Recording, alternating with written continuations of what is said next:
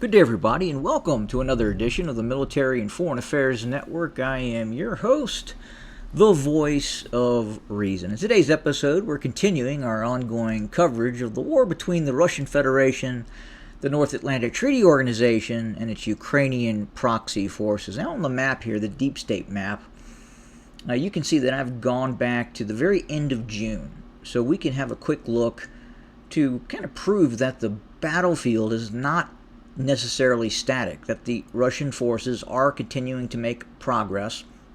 At the same time, we are starting to see new Russian weapon systems coming online. Now, if we go back to the very start of this conflict, Russia underestimated the need for precision-guided, long-range weapon systems. Now, fast forward to where we're at today, that has completely changed. The Russian doctrine has completely changed. The capabilities of the Russian military have completely changed. The Russian military that you are now seeing on the battlefield has completely adapted and transformed itself to engage NATO forces, to engage the so-called NATO doctrine. Now, we're going to fast forward where you, the viewer, can see exactly what has transpired along the so-called Pokrovsk front, both to the southwest and northeast of Pokrovsk. So here we go. We're going to fast forward, and you, the viewer, can see these envelopment operations and the steady tide of Russian forces as they continue to move forward and conduct these envelopment operations. Now, at the same time as these forward progressing operations are taking place, the Russian military continues to use its standoff glide bombs. Now, we have reached a point now where essentially Pokrovsk has been enveloped. There is no area to the north and northwest of Pokrovsk that Russian forces cannot engage with weapon systems, meaning that any forces coming into Pokrovsk or the areas around Pokrovsk with these Ukrainian combat brigades that are in fortified positions around the city cannot be engaged. So any supplies coming in from the western side or the direct northern side of Pokrovsk are being engaged by Russian forces. Now, we're seeing new weapon systems. We're seeing systems such as this, the S-8000. This is a smaller cruise missile type system, very cheaply made, but nonetheless very accurate. Very accurate. It has essentially the same capabilities as the Storm Shadow and or the Scalp, but can be manufactured at many times less than what a Western European or the United States would manufacture said same cruise missile. Now, at the same time, the Russians are making a calculation in terms of what it is going to need to engage the North Atlantic Treaty Organization in open war. What does that mean? What does that look like? Well, one of the crucial weapon systems for NATO and its Ukrainian proxy forces is the Patriot and some of these other more advanced air defense systems.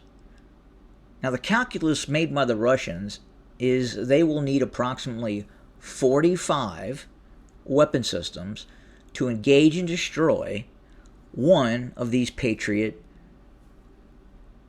air defense batteries. 45 systems. Now, what's interesting is they are developing systems and weapon systems that are very much not cost prohibitive in terms of destroying those Patriot missile batteries. Anywhere from 10 to 45 weapon systems. If we're looking at the Kinjal, a much more expensive weapon system, obviously they would need fewer, 10 to 15. Now, they're developing strategies and methodologies to engage these Patriot weapon systems with the S-8000. And that will destroy one Patriot missile battery. And those plans are currently in effect as we speak. And we're watching that take place. Now, we have also received reports that Russian forces have actually entered the town of Pokrovsk.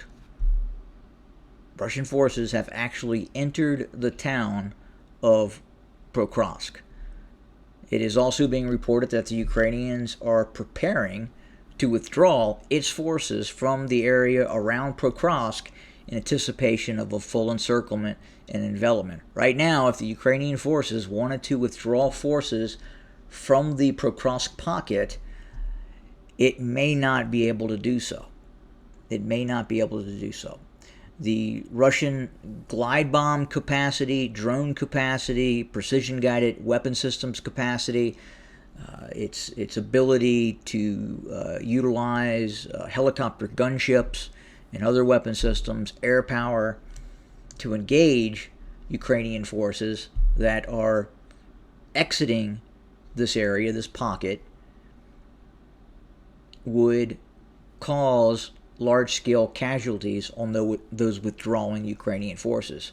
So the Ukrainians are going to eventually have to sacrifice units in this pocket. We've seen that in other pockets as well, as the Russians continue to advance and overrun these Ukrainian positions. Now look, we have to look at history. We have to go back to conflicts such as World War II.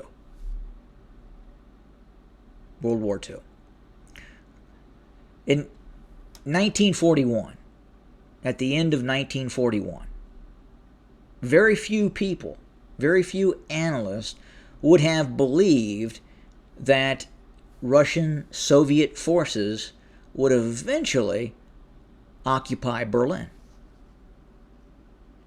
Very few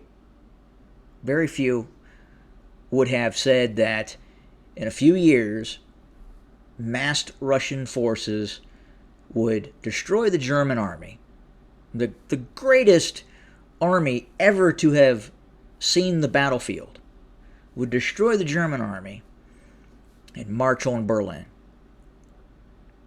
Nobody thought that would happen, but it did. And I've talked about this before. You have to look at history. The Russians see what is happening in the Ukraine as essentially the same as what happened during World War II. You have Western powers, both governmental and non-governmental groups, attempting to gain control of the Ukraine. The Ukraine for Russia was a red line. This was not something new that was stated. The Russians were very clear: stay out of the Ukraine. If you look at other areas in which we observed NATO expansion, the Baltic states, the expansion into Poland, the expansion into Georgia and other former Soviet republics, the Russians were fairly blasé. They did not like what was happening, but by no means were they prepared to go to war. However, the Ukraine and Belarus is different. Those were the red lines. Those were the trip lines for Russia. Cross into the Ukraine, NATO, and it's game on. And we will not stop. And that's what we're seeing right now. Russia has made the decision to proceed forward while not completely and totally mobilizing. It has made the decision to crush the NATO intrusion into the Ukraine. Now look, the West will attempt to portray the Ukraine as this independent nation state that has always existed. Always existed. That is simply not the case. That is simply not the case. You could make arguments that a rump Ukraine in the far west, centered around Lviv and western Ukraine, was the Ukraine. The areas in the east, running from Kiev all the way down to Odessa, Kherson, Kharkov, Sumy, Chernihiv, all these locales are Russian. The people that reside in these areas are Russian. They speak Russian. They consider themselves Russian. Now, unfortunately for Russia, the West, the North Atlantic Treaty Organization, George Soros-related groups, have expended large amounts of capital in trying to create this fictitious identity of this Ukrainian state that expands all the way into what is and is going to be eventually, again, the Russian Federation. And that's how this war has started. And again, make no mistake, the Russians, as I've talked about before, are not going to stop. They are not going to stop. Period. And if it takes eventually an open conflict, look, NATO has put itself in an incredibly precarious situation. One, by creating this atmosphere where this war exists, but two, the great miscalculation of moving into the Baltic states. That is a situation that is untenable, especially if open war were to break out.